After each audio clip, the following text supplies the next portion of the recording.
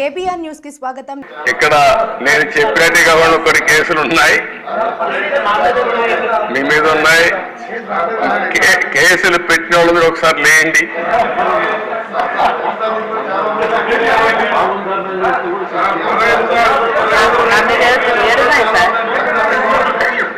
చూసారా దేశ 7 కేసులు ఉన్నాయి. అంటే రాజకీయ పోరాటం చేసిన వాళ్ళందరిపైన కేసులు పెట్టారు. అంటే ఇంకెప్పటికీ బయట రాకూడదు అనుకున్నారు, కానీ నేరుగా ప్రజలు ఆలోచించి అసెంబ్లీ పంపించారు అధ్యక్ష అందరినీ. మెజారిటీ మీరు చూశారు. ఆనాటి పాలనలో మనందరూ బాధితులై అసెంబ్లీ నుండి అందరూ. Thank you.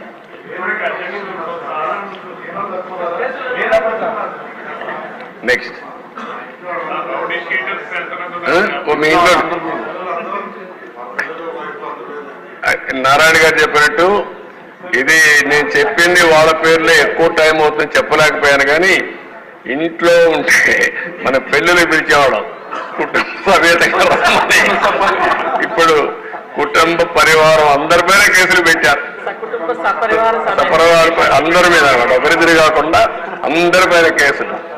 అంటే ఏ విధంగా హెరాస్ చేశారు. ఈ రాష్ట్రంలో ఎవ్వరు వ్యాపారాలు చేయడానికి వీలు లేదు, ఎవరు బయట రావడానికి వీలు లేదు, ఎవరు మాట్లాడడానికి వీలు లేదు. ఒకవేళ మీరు ఆస్తులుంటే ఆస్తుల్లో కూడా వాటా ఇవ్వమంటే ఇవ్వాల్సిందే.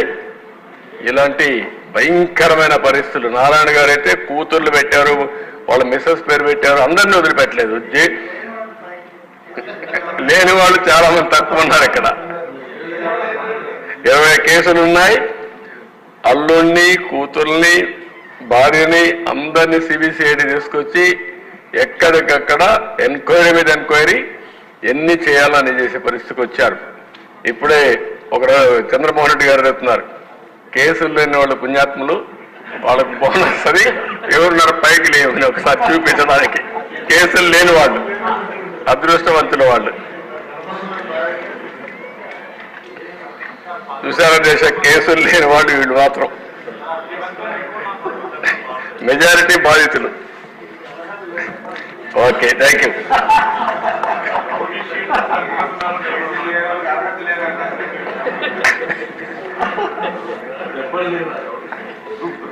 అధ్యక్ష ఇది కేస్ స్టడీ. అధ్యక్ష అంగళ్ళు,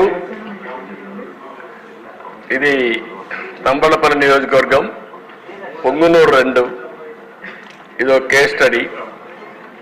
నేను ఈ రాష్ట్రంలో ఇరిగేషన్ ప్రాజెక్టులు నిర్వీర్యం చేశారు, అవినీతి విచ్చలవిడిగా పెరిగిపోయిందని 10 రోజులు కార్యక్రమం పెట్టుకొని రాష్ట్రం మొత్తం ప్రజా చైతన్యం కోసం బయలుదేరాను. అధ్యక్ష నేను అంగళ్ళకు వచ్చి అక్కడ జరిగిన మీరు ఒకసారి చూస్తే, ఒక ప్రాజెక్ట్ని ఇప్పటికే అంద్రినేవా కాలువలు దవ్వుతున్నాం, ఇంకా పూర్తి కావాల్సి ఉంది. కానీ దానికి పేర్లలుగా అది వదిలిపెట్టి దాన్ని పూర్తి చేయకుండా గండికోట నుంచి మళ్ళీ అంద్రినేవాకి ఒక కాలువ తీసుకురావడానికి ఆనాటి మంత్రి పొంగునూరు ఎమ్మెల్యే అతని కంపెనీకి కాంట్రాక్ట్ ఇచ్చి పెద్ద ఎత్తున అవినీతి జరిగిందని అక్కడికి వెళ్ళాను. అధ్యక్ష అది నేను చేసిన నేరం. ప్రతిపక్ష నాయకుడిగా నాకు అధికారం లేదు. అదే ఆనాటి పాలకుల యొక్క పెత్తందారి వ్యవస్థలో.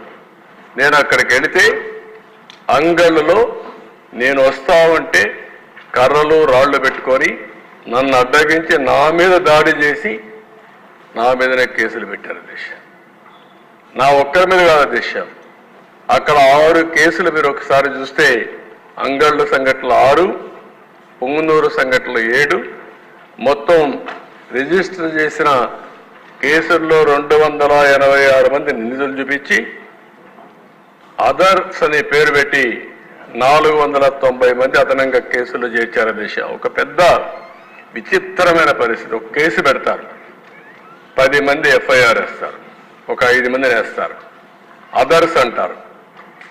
ఎవ్వరు దొరికితే లేకుంటే ఎవ్వరు రాజకీయ కార్యక్రమాలు చేస్తే వాళ్ళందరినీ అరెస్ట్ చేసుకుంటూ పోతూ ఉంటారు. ఇంకా ఆ కేసుని అదే జరిగింది. ఇక్కడ మీరు చూస్తే మొత్తం ఎఫ్ఐఆర్లో మీరు చూసినప్పుడు ఒక నెంబర్, కొత్తగా చేర్చినటువంటి నిందితులు ఇంకొక నెంబర్, అరెస్ట్ చేసింది ఒక పక్క, ముందస్తు బెయిల్. ఎంత టెర్రరైజ్ చేశారంటే ఆ 2 నియోజకవర్గాల్లో ఆ 2 సంఘటనల్లో దగ్గర 1000 మంది పైన 409 ప్లస్ 286. మీరు ఆ 2 చూసిన తర్వాత 600 మంది పైన కేసులు పెట్టారు. కేసులు లేనివాడు వెళ్ళాడు. చాలా మంది నెల, 2 నెలలు, 3 నెలలు, 6 నెలలు జైల్లో ఉన్నారు. ఎక్కడెక్కడో వెళ్ళిపోయి యాంటిసిపేటరీ బెయిల్ వచ్చిన తర్వాత తిరిగి వచ్చే పరిస్థితికి వచ్చారు. నెక్స్ట్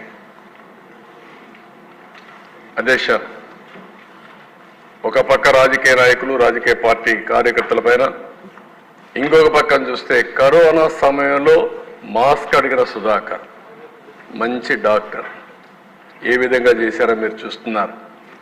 సీనియర్ అధికారి తర్వాత జడ్జి రామకృష్ణ పెద్దిరెడ్డి కుటుంబాన్ని విమర్శించారని ఆయన మీద దాడి చేసే పరిస్థితి. సీనియర్ ఐపీఎస్ అధికారి ఏబి వెంకటేశ్వరరావు 5 సంవత్సరాల పోస్టింగ్స్ ఇవ్వకుండా లాస్ట్ డే కోర్టు ఆర్డర్స్తో జాయిన్ చేసుకునే పరిస్థితి వచ్చింది. ఇంకొక పక్కన వేతన బకాయిలపై ప్రభుత్వాన్ని అడిగిన నేరానికి ఒక కానిస్టేబుల్ తన్నీరు వెంకటేశ్వరరావు అరెస్ట్ చేసే పరిస్థితికి వచ్చారు. అదే మాదిరిగా ఏఆర్పిసి ప్రకాష్ మౌన దీక్షలో కూర్చున్నారు. మాకు డబ్బులు నిధులు రావడం లేదు, జీతాలు రావడం అని అతన్ని సస్పెండ్ చేసే పరిస్థితికి వచ్చారు.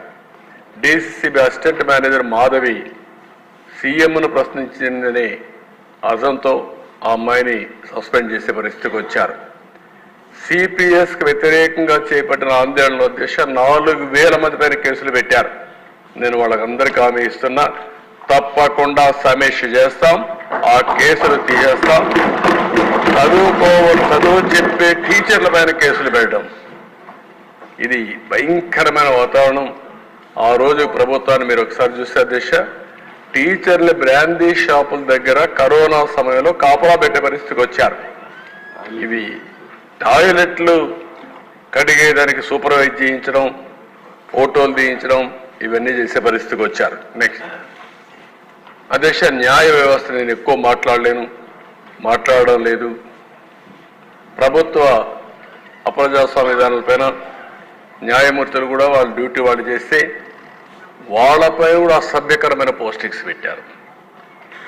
వాళ్ళపైన పెడితే పోలీసులు యాక్షన్ తీసుకోవడంలో ఏమాత్రం కూడా యాక్ట్ చేయకుండా వెళ్ళిపోయే పరిస్థితికి వచ్చారు. కడాన కేసు తీసుకొని సిబిఐ ఎంక్వైరీ ఆర్డర్ చేసే పరిస్థితికి వచ్చారు. ఇంకా కూడా అది కూడా కొలిక్కి వచ్చిన పరిస్థితి లేదు. దానికంటే ఎక్కువ నేను ఈ విషయంలో చెప్పను.